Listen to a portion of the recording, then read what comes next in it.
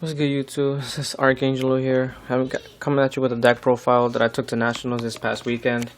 Um, the event itself was fun overall. But yeah, I'll get into that later. But for now, I'll show you what I played. As you can see, I played Dragon Rulers. Um, Point and simple, it's the best deck of the format. A lot of decks have to adjust in order to combat it, and even still, it comes like. Most of the time the matchup is in your favor. The only really tough matchup for this deck is Prophecy, but everybody knows that. But yeah, onto the deck profile. Obviously, 2 burner, 2 reactant, 2 lightning, 2 stream, 3 burner. 3 blaster, 3 redox, 3 tempest. 3 title. That's all for the dragons. Hand traps, 3 Veiler, 2 Maxi, 2 Drone Lock. This card was complete shit. I thought it was the Stone Cold Nuts against Prophecy, but the only thing it does is just stops them for a turn. It's just a Waboku, and if you can't get rid of if you can't push the shit in next turn, then you start losing again. So it was okay. Because a lot of players did stop, and then I did have a playable hand, and they didn't after that. But most of the time it was a complete shit. So I would have never made this again. Swift Scarecrow stops OTKs, and Corsica over guard because I want to OTK with Blaster, and I barely want to banish my Blaster. So it's whatever. Spells, 3 Rejuves, 2 Old Sarks. 2 Sacred Swords of the 7 stars. This card was so good. I wish I would have played 3 at the event.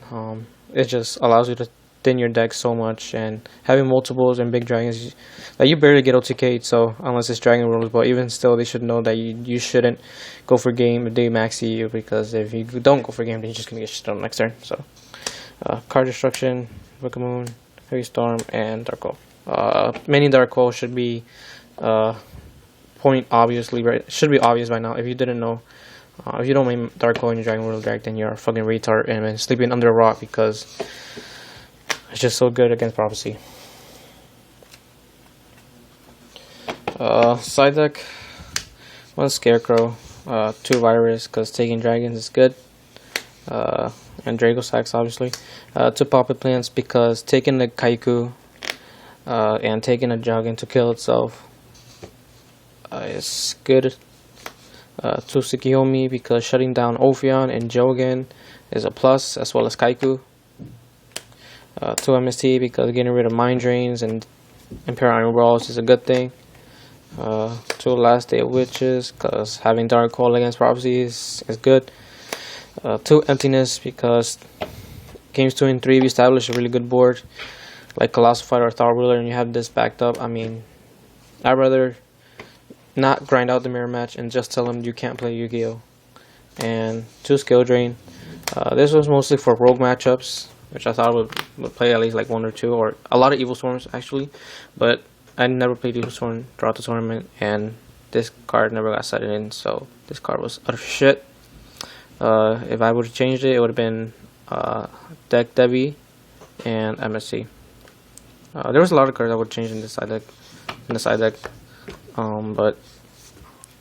And Deck Debbie was one of them. My boy Phil Pena told me about it the night before I handed in the deck list, but I didn't want to test a card that I never tested before, so I threw those cards out of the way because I didn't want to go into the tournament unprepared.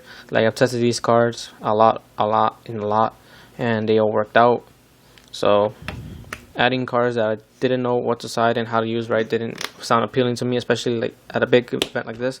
So I opted not to play those cards. But yeah, tokens. Niggas knew when I dropped Mewtwo and Giratina, it was GG's, which it was. Every time I dropped this, and well, most of the time when I dropped Zapdos, it just got fucked. So whatever. For extra deck, 2 Big Eye, 2 Draco Sack, 1 Gaios, 1 Guy Head Charger, 1 Thought Ruler. This guy's the best card. Like, it's so good. Scrap Dragon, double Crimson Blader because niggas don't expect it. Colossal Fighter, Black Rose, Shogun, just like a Wyvern because this bitch gets pretty beefy, and one armory arm because it's good.